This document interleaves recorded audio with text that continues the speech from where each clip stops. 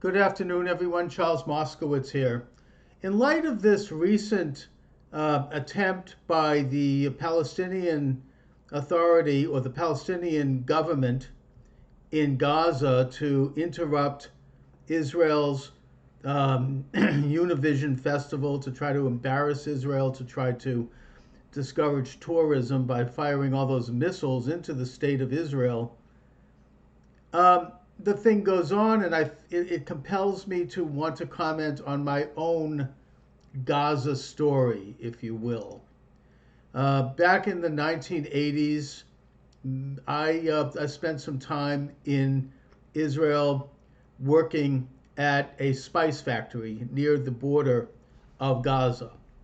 Doing manual labor basically. Wanted to spend time there. I had relatives there. I did a bunch of things in Israel. It was a very interesting trip.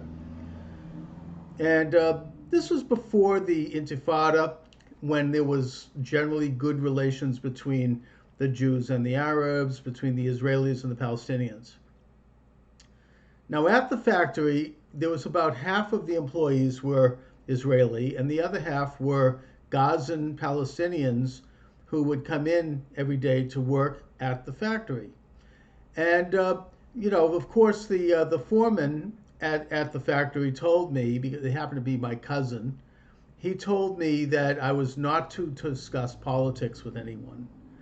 And but of course, eventually I did talk politics, and I did befriend the Palestinians more than the Israelis, and I talked with them. I mean, I'm the inquisitive American, not necessarily politically correct, not necessarily conscious of certain realities, the American tourist.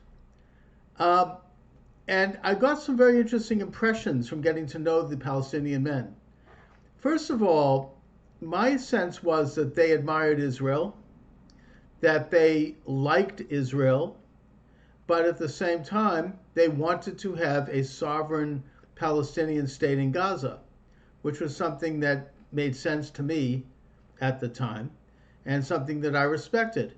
I also noticed that the relationship between the Israelis and the Palestinians, these are all youngish men, probably in their 20s, early 30s. They got along. I mean, they played practical jokes on each other. I wouldn't say they were best friends, but people, there was kind of a camaraderie there. I mean, people were all there to work, and they kind of would play these funny tricks on each other, and they kind of generally got along quite well. And my impression is that this was the average condition of Palestinian Arabs, whether they be in Gaza or the West Bank, that they are, in many ways, they're culturally Israeli. They're relatively educated. They're Western thinking. They believe in business. They want democracy. They want prosperity. They want individual realization. They might be nominally Muslim, they might even be nominally Christian, but they were more Israeli than probably, and certainly even now, most likely Arabs in any other country, because they were part of the Israeli culture, and generally they admired Israel. The problem entered into the scene, and this happened after I had already left. This was about maybe a year later, the beginning of the Intifada and the first Gulf War, and Saddam Hussein firing Scud missiles at Israel. It was a very hard time.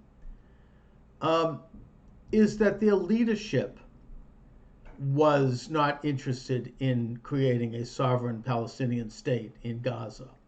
Their leadership wanted to use Gaza as a launching pad to try to destroy the state of Israel. And that's exactly what they attempted to do several years later, after the Intifada, when Ariel Sharon, pretty hawkish prime minister of Israel, basically turned Gaza over to the Palestinian Authority. He did so on a silver platter. Not only did they turn Gaza over, but the Israelis helped train the Palestinian police force so they could function in Gaza. They could develop the basic infrastructure of government. These were very sophisticated people who were going to run Gaza. And they even went a step further in that they evacuated all of the Jewish population of Gaza. They made Gaza Judenrein, as the Nazis would say. No more Jews, right? Ethnic cleansing. And that meant about 5,000 to 7,000 Israelis had to evacuate their farms, their businesses, and basically turn them over to Palestinians, which they did. The Palestinians received, fully functioning businesses as the Israelis had to leave and go back, go into the state of Israel. And, there's a whole sad story there that's never really been told, which is that we're talking about people who really never found their footing again in many cases. They were uprooted and they had to go back to Israel. And the Palestinians, of course, within a short period of time after obtaining complete and total sovereignty in Gaza with promises for more.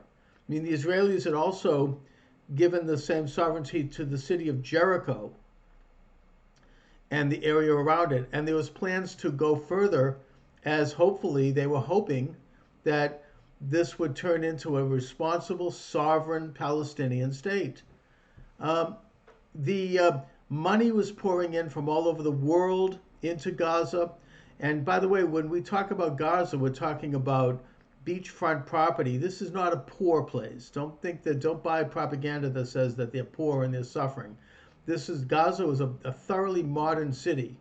It was about the same on par with any Israeli city. And they had the opportunity to create a very prosperous enclave there. It could have been like Hong Kong or Singapore, if they had played their cards right. And if they had done so, and they had done so living peaceably alongside Israel, then once again, Israel was prepared to do a lot more. But unfortunately, what happened in Gaza is that Hamas took over. I think it killed about 200 Palestinian Arabs from the Palestinian Authority, and it then proceeded to use Gaza as a launching pad in an aggressive war against the state of Israel. They proceeded to fire an estimated 6,000 missiles into Israel. They were receiving this shipment of weapons from Iran that Israel stopped off the coast, as the Corzine B case, I think it was called. They continued to smuggle in weaponry so they could engage in a war against Israel. Again, we're talking about Israel proper here. We're not talking about administered territories or anything else. And that, of course, this eventually would turn into real war with terror tunnels. They took the money that the world community gave them, that the Israelis gave them, quite honestly, and they used it to build these concrete tunnels and to buy weaponry and to get weaponry. And meanwhile, the economy was stagnant because they were at war, their own aggressive war.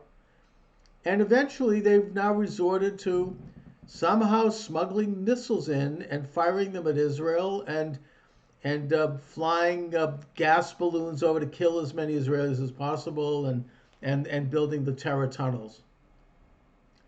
I had an Israeli on this program maybe a couple of months ago, and I just asked him, how is it that Gaza is able to obtain these lethal weapons? Aren't they being blockaded?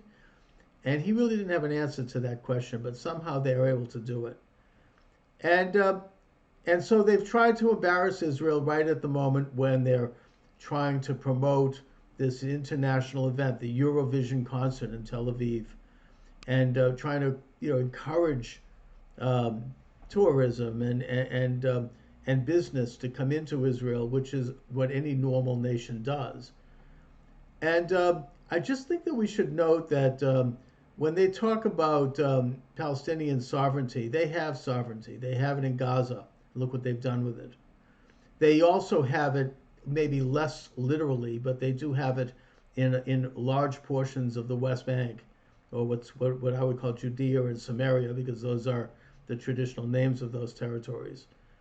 And I mean, maybe there's some kind of a truce there, but we'll see what happens.